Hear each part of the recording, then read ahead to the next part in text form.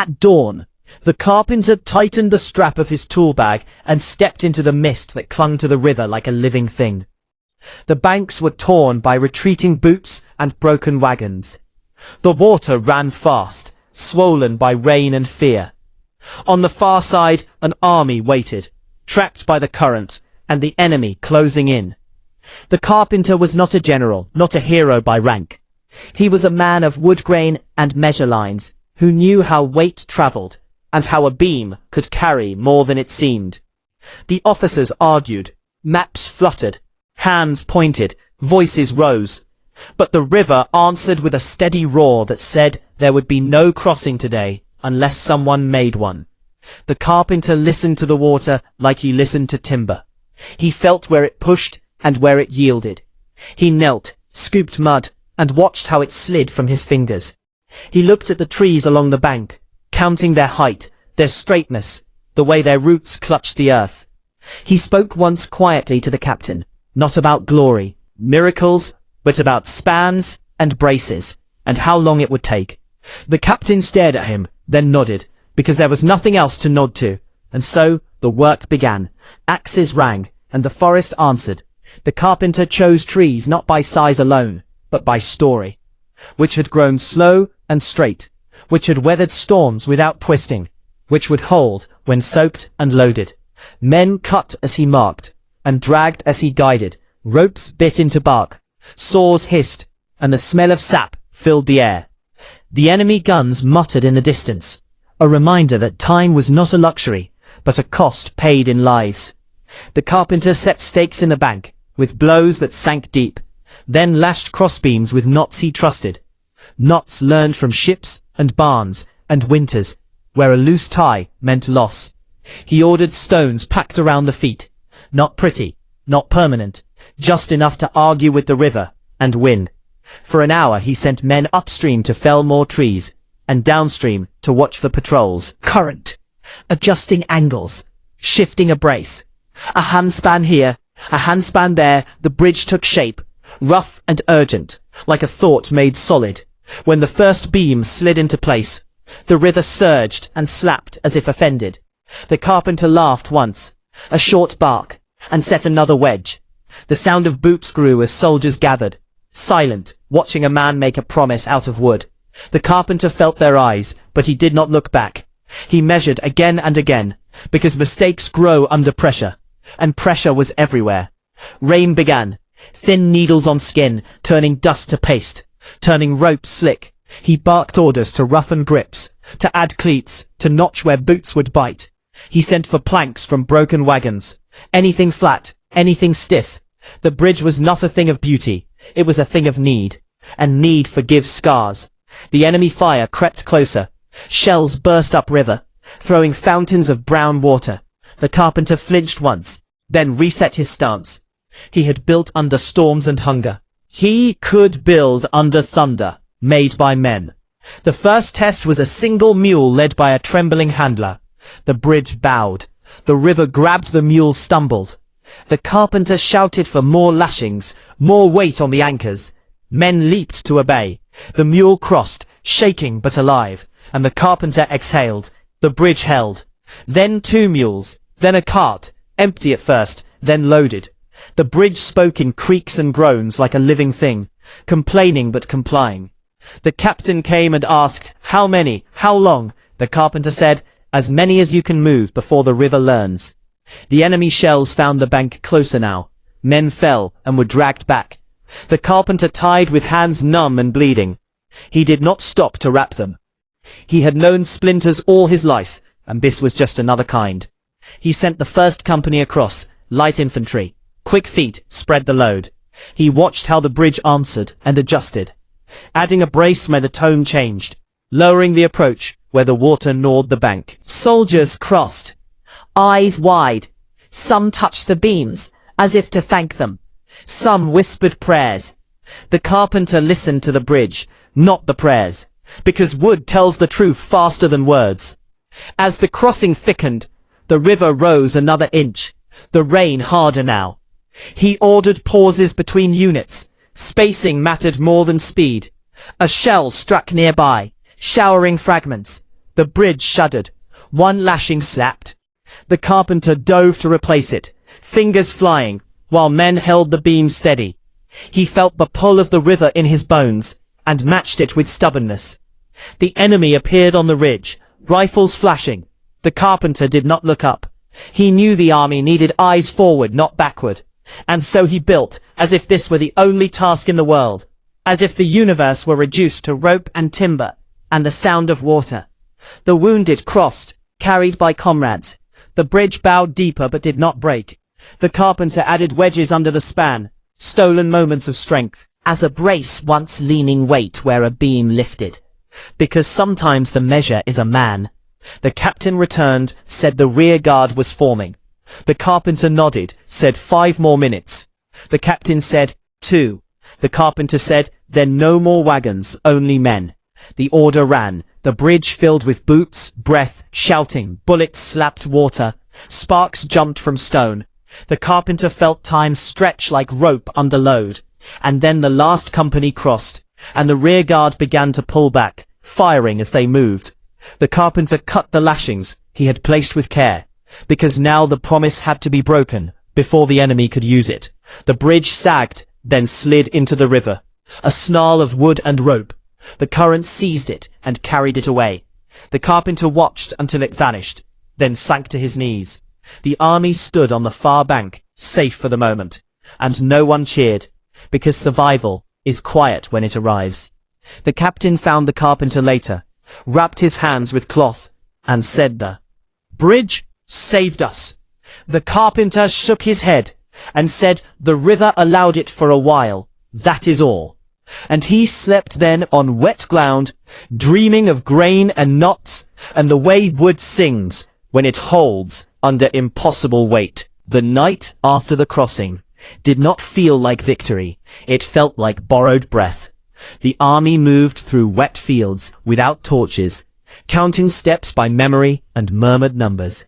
The carpenter walked among them, hands wrapped stiff, shoulders burning, each step sending a reminder that the river had argued and lost, but not forgotten. Dawn brought a grey sky and the distant sound of pursuit. Scouts whispered that the enemy had found another ford upstream, and would try to cut ahead.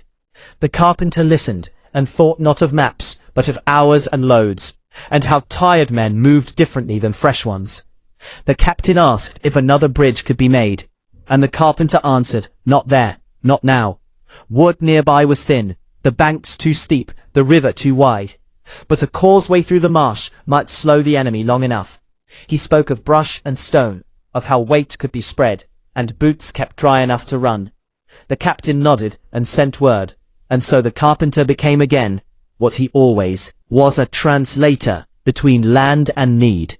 He sent men to cut reeds and saplings, to drag stones from walls and ditches. He laid lines with his eye, choosing the shallowest path through the sucking ground. He told men to lay bundles tight, crosswise, then weight them, then lay more. The marsh sighed and swallowed some, and the carpenter adjusted, adding width, adding patience. Enemy shots cracked closer.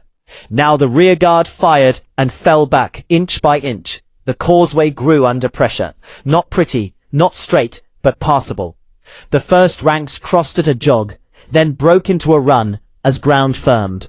The enemy artillery found the marsh. Shells burst and threw mud like rain. The carpenter kept his head low, counted loads, watched how the bundles shifted when a section dipped. He threw himself into the work, hauling brush and stone, until the ground stiffened. The captain shouted that the enemy cavalry was probing the flank. The carpenter pointed to a stand of willow, said cut it and tangle it there. Men obeyed. Thicket became teeth for horses, slowing them enough for volleys to speak.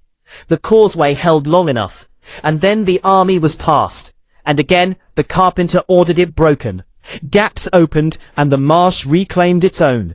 The march went on, hunger set in, bread ran out. Men chewed grain raw. The carpenter shared what little he had, and listened to men talk about the bridge. Already it had grown in the telling. Beams wider, river fiercer, time shorter. He did not correct them. Stories are another kind of shelter. The army reached a town burned half empty, the enemy near again. The carpenter found lumber in ruins, beams from roofs, doors torn from hinges. He and a handful of men built barricades, angled to deflect shot. He showed them how to brace with rubble, how to leave gaps for fire and movement. When the enemy attacked, the barricades sang under impact, but held long enough for a counterattack that drove them back. The carpenter learned that wood could save lives, even when it could not carry them. Began to ask him before decisions, not because the carpenter had rank, but because he had a way of seeing where forces met and how they might be persuaded to wait. The carpenter asked nothing in return, not promotion, not praise. He asked for time and tools and men willing to listen. Winter came early. Snow-crusted fields, froze streams. The army moved slower, the enemy slower too. The carpenter showed how to lay corduroy roads over frozen mud, how to notch logs so they locked under ice, how to keep firewood dry under canvas, pitched just so. Men survived the cold because someone knew how air moved and water wicked and heat escaped at seams. The carpenter lost friends, names blurred by exhaustion. He carved small marks on his tool handle for each one, not as a tally, but as a promise to remember when the campaign ended, if it ended at all. One night, the enemy surprised a column near a ravine. The only bridge there was old and rotten. The first cart broke through, blocking the way. Panic rose. Forward, shouting to spread out, to unload, to back away. He crawled under the bridge with a rope and a knife, cut loose dead weight, tied a new support using a fallen tree wedged into the ravine walls. Men hauled and hammered under fire. Bullets splintered wood, inches from his face. The bridge groaned, then steadied. The column crossed, single file, and lived. The carpenter emerged bleeding, grinning like a man who had argued with fate and won by inches. The captain clasped his shoulder, said again, "You saved us." The carpenter shook his head again, said, "Wood and time did the saving. I just listened." Word spread, and with it came expectations that weighed heavier than beams. Men brought him problems, roads, walls, shelters, crossings. He solved what he could, taught others to see what he saw, because one pair of hands cannot carry an army. The war dragged toward a battle everyone sensed would decide much. The army dug in on a ridge with a river behind it. Again, the carpenter surveyed and frowned. The banks were steep, the water deep, the bridge options few. He proposed pontoons from barrels and doors, lashed and anchored upstream to reduce load. Men worked day and night. The enemy guns found them again. But the carpenter had learned to build in bursts. Move, conceal, return. The pontoons slid into place at dawn. The bridge floated and flexed like a living thing. He added guide ropes and anchors. Men tested it, then crossed in formation. The enemy attacked, but the bridge held long enough to redeploy forces and turn the flank. The battle ended at dusk, with smoke lying low and silence heavier than noise. Afterward, the carpenter sat alone by the river, watching barrels bump softly, thinking of all the water that had passed since the first bridge, and all the water yet to come. The captain approached, said, "When this ends, there will be medals and names in books." The carpenter said, "Maybe, but bridges rot and are replaced, and rivers keep going. That is fine." The captain laughed softly, said, "Still, you will be remembered." Did not answer, because memory is another bridge, and he had learned not to trust bridges forever. The war finally loosened its grip, not with a trumpet, but with a tired sigh. Orders changed, roads opened, fields filled again with ordinary sounds. The army broke into columns, heading home or to new duties. The carpenter walked with them, until one morning the captain stopped him at a crossroads and said, "This is as far as we go together." They shook hands, rough palms, knowing each other by work, more than words. The carpenter turned toward a valley where smoke rose from chimneys, not from guns, and followed a path that led away from banners and drums. He carried his tools lighter now because use had worn them down, but heavier because each tool carried memory. He reached a village by a bend in the river, a place that had been passed and spared, and returned to life slowly. A bridge there had collapsed long before the war, leaving ferries to do the work. The carpenter watched carts wait and children splash, and thought of spans and anchors not as urgencies now, but as gifts he offered to build the village. A bridge not for armies, but for mornings and markets. The elders listened, wary of promises, but the carpenter spoke their language. Weight and seasons, floods and ice. He marked trees, asked for help, and the village gathered, because building together heals faster than talking alone. They felled timber with laughter this time, and set stone piers deep and true. The carpenter taught knots and measures, taught why curves matter, and how to listen to wood when it complains. The bridge rose slower than the wartime ones, but stronger, and when it opened, people crossed without fear. The carpenter did not cut it down this time. He watched years pass, water rise and fall, and the bridge stand. Children grew and learned to count planks as they ran across. Lovers carved initials. Soldiers passed too now and then, but as travelers, not hunted. The carpenter repaired when needed, because care is a kind of building. He married late, a woman who liked the smell of sawdust, and the quiet patience of a man who fixed things. Had a child, who learned early that hands can change the world by inches.